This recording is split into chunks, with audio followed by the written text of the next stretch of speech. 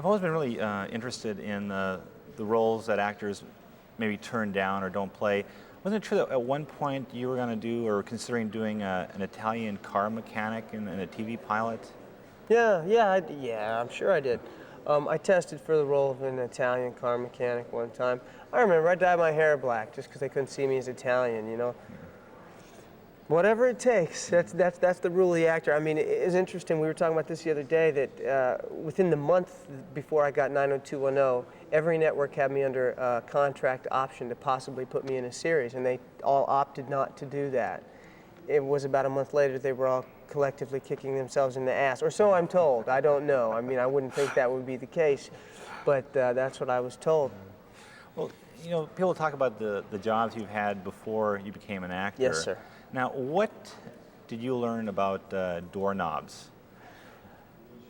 Ridiculously heinous, awful chemicals that these things have to go through before they end up in our homes, and I don't altogether feel safe. If you look at my house, the doorknobs are porcelain and glass because these metal-plated suckers, I know where they come from. It's dangerous. Well, what exactly did you do in the doorknob factory? I earned money. I earned $5 an hour to pay for the cheap motel I was living in. That's all I knew. It was, you know, it gave me a place to live. I could drive to Hollywood, take my acting lessons, that's where I spent the money was on the acting lessons, and so I lived in a cheap motel.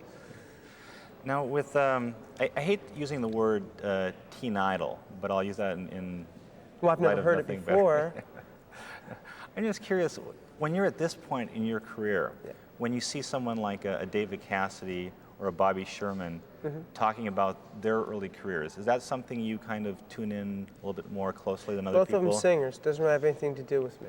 Okay. Very different. They, yeah, I don't really see the correlation between singing and acting.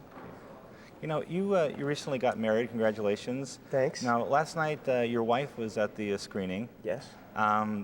When the love scenes came up, did you subconsciously twinge a little bit? No, I never do. She didn't see anything up there that she can't see every Wednesday night at 8, you know.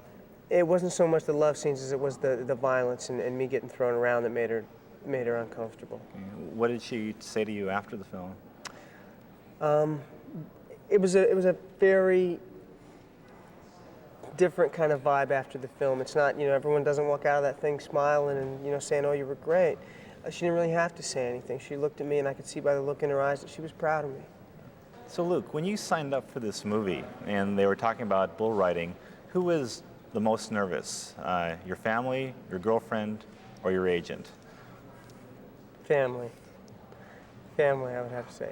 Family second, no, family, then Aaron. Yeah, that's how that worked out.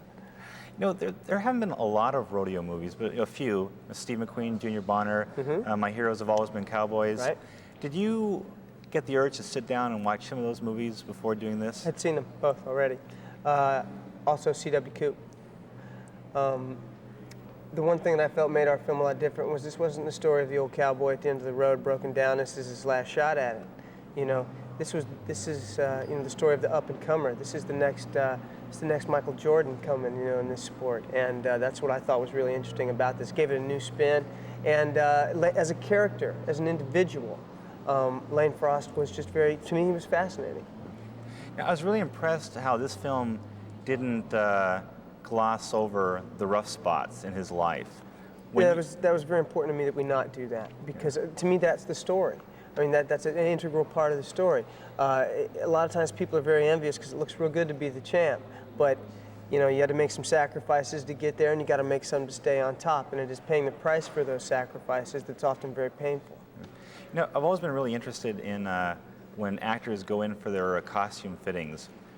When you're doing a costume fitting for a cowboy movie, how is that a little bit different? Well, you know, I had very specific ideas, and I've never had so much creative control in a project before, and whereas it was the first time I found myself not so much asking people to do things, but saying, this is what we're going to do. I'm going to wear this, I'm going to wear this, I'm going to wear this. It was different because, you know, chaps are not a normal wardrobe item. You don't really, you know, it's not like you can take them with you and use them in your next movie or something else. It's pretty much indigenous to that. And I knew what boots I wanted. I knew the hats I was going to have. I knew they designed the different types of chaps.